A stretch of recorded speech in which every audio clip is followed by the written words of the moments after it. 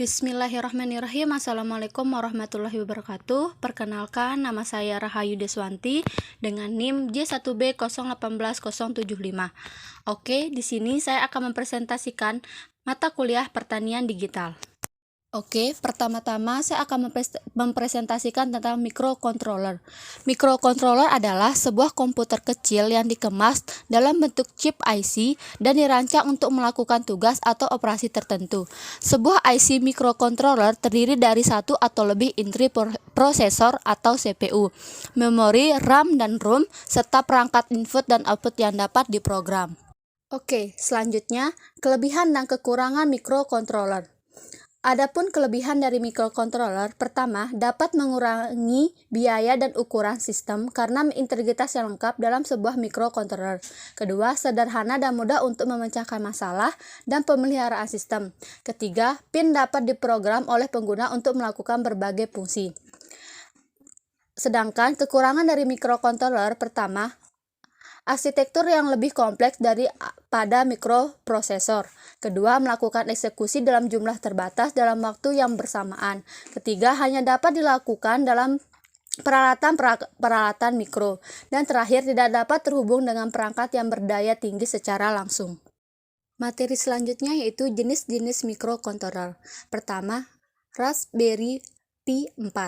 Raspberry Pi 4 rilis di tahun 2019 dan menjadi board tercepat saat ini.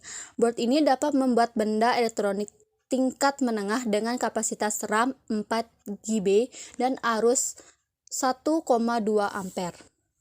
Jenis microcontroller kedua yaitu Arduino Uno R3, di mana microcontroller jenis ini sangat sering kita gunakan. Arduino Uno R3 merupakan versi dari Arduino Uno yang keluar pada tahun 2011 dengan chip Atmega 328P, membuatnya menjadi open source board. Hal ini sangat menguntungkan karena dapat menyalin berbagai desain yang sudah ada di Arduino. Microcontroller selanjutnya yaitu Tensi 4.0, di mana Tensi 4.0 ini bisa dihubungkan lewat laptop atau komputer seperti Arduino Uno.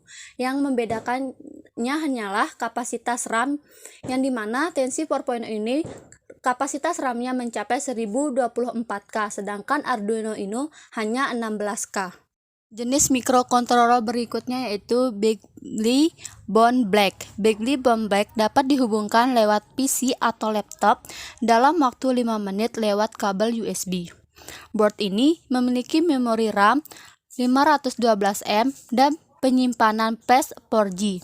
Pin holder berjumlah 46x2 Ether dan 2 port USB, memiliki harga yang cukup murah. Jenis microcontroller yang terakhir yaitu ESP32 microcontroller. ESP32 merupakan kombinasi duo Wi-Fi dan Bluetooth pada chip tunggal dengan konsumsi daya rendah. Board ini cocok untuk aplikasi yang membutuhkan platform RP terbaik dengan harga yang cukup mahal. Materi selanjutnya yaitu tentang sensor. Pengertian, sensor adalah perangkat yang digunakan untuk mendeteksi perubahan besaran fisik seperti tekanan, gaya, besaran listrik, cahaya, gerakan, kelembapan, suhu, kecepatan, dan fenomena-fenomena lingkungan lainnya. Sensor ini memiliki dua jenis yaitu analog dan digital. Jenis-jenis sensor, yang pertama sensor ultrasonik. Sensor ultrasonik adalah jenis sensor non-kontak yang dapat digunakan untuk mengukur jarak serta kecepatan suatu benda. Sensor ultrasonik bekerja berdasarkan sifat-sifat gelombang suara dengan frekuensi lebih besar daripada rentang suara manusia. Jenis sensor selanjutnya yaitu sensor cahaya. Sensor cahaya atau light sensor adalah sensor analog yang digunakan untuk mendeteksi jumlah cahaya yang mengenai sensor tersebut. Sensor cahaya analog ini dapat diklasifikasikan lagi menjadi beberapa jenis seperti fotoresistor, kadmium sulfide, dan photocell. Sensor berikutnya yaitu sensor suhu. Sensor suhu merupakan sebuah sensor yang tersedia secara luas, baik dalam bentuk sensor digital maupun analog. Ada berbagai jenis sensor suhu yang digunakan untuk aplikasi yang berbeda. Salah satu sensor suhu adalah termistor, yaitu resistor termal yang digunakan untuk mendeteksi perubahan suhu. Jenis sensor yang terakhir yaitu sensor tekanan.